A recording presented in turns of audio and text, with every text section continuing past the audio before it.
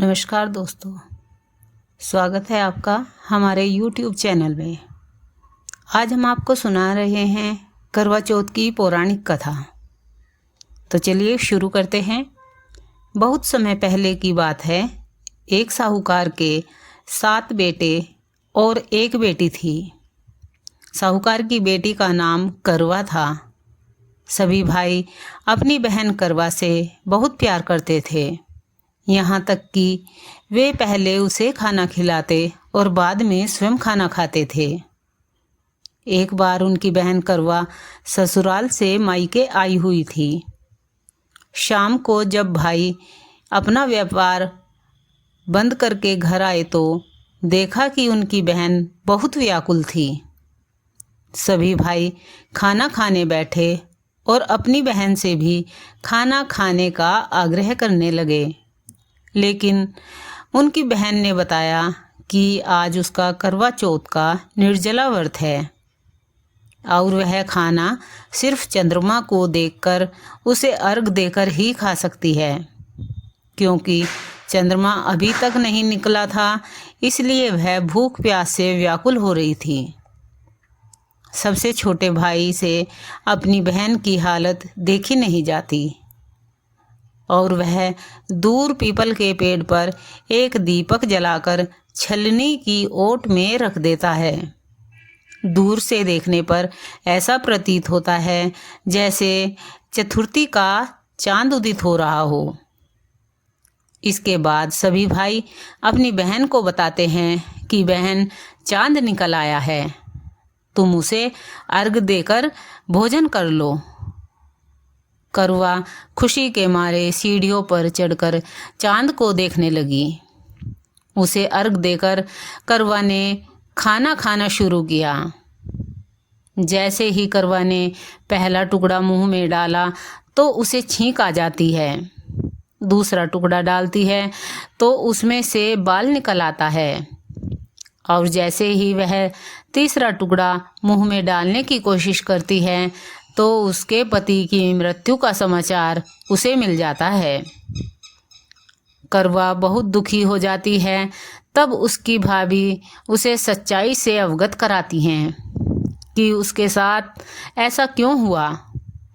करवा चौथ का व्रत गलत तरीके से टूटने के कारण देवताओं से नाराज हो गए हैं और उन्होंने ऐसा किया है। सच्चाई जानने के बाद करवा निश्चय करती है कि वह अपने पति का अंतिम संस्कार नहीं होने देगी और अपने सतीत्व से अपने पति को पुनर्जीवन देकर रहेगी। वह पूरे 1 साल तक अपने पति के शव के पास बैठी रहती है, उसकी देखभाल करती है। उसके ऊपर उगने वाली सुई नुमा घास को वह इकट्ठे करती जाती है। 1 साल बाद फिर से करवा चौथ का दिन आता है। उसकी सभी भाभियां करवा चौथ का व्रत रखती हैं। जब भाभियां उससे आशीर्वाद लेने आती हैं तो वह प्रत्येक भाभी से, यह सुई ले लो, प्रिया सुई दे दो, मुझे भी अपने जैसी सुहागन बना दो, ऐसा आग्रह करती है।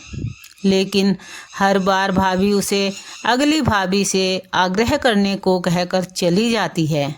इस प्रकार जब 6 नंबर की भाभी आती है तो करवा उससे भी यही बात दोहराती है।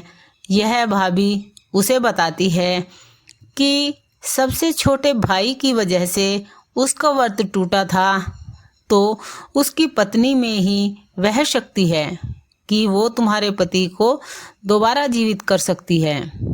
इसलिए जब वह आए तो तुम उसे पकड़ लेना और जब तक वह तुम्हारे पति को जिंदा न कर दे उसे छोड़ना मत। ऐसा कहकर वह चली जाती है। सबसे अंत में सबसे छोटी भाभी आती है। करवा उनसे भी सुहागिन बनने का आग्रह करती है, लेकिन वह टाल मटोल करने लगती है। इसे देख करवा उन्हें जोर से पकड़ लेती है और अपने सुहाग को जिंदा करने के लिए कहती है। भाभी उससे छुड़ाने के लिए बहुत प्रयास करती है, लेकिन करवा अपनी भाभी को नहीं छोड़ती। अंत में उसकी तपस्या देखकर भाभी पसीज जाती है और अपनी छोटी उंगली को चीरकर उसमें से अमृत निकाल उसके पति के मुंह में डाल देती है। करवा का पति तुरंत श्री गणेश कहता हुआ उठ खड़ा होता है। इस प्रकार प्रभु कृपा से उसकी छोटी भाभी के माध्यम से करवा को अपना सुहाग वापस मिल जाता है। हे करवा माता, आपने जैसे करवा के पति को लंबी आयु प्रदान की, उसी तरह सभी सुहागिनों के पति को दीर्घायु प्रदान करें। जो भी यह कथा सुने या सुनाए, उसकी सभी मनोकामना पूर्ण करना, सुहागिन स्त्रियों के सुहाग को हमेशा बनाए रखना। जय करवा चौथ माता की।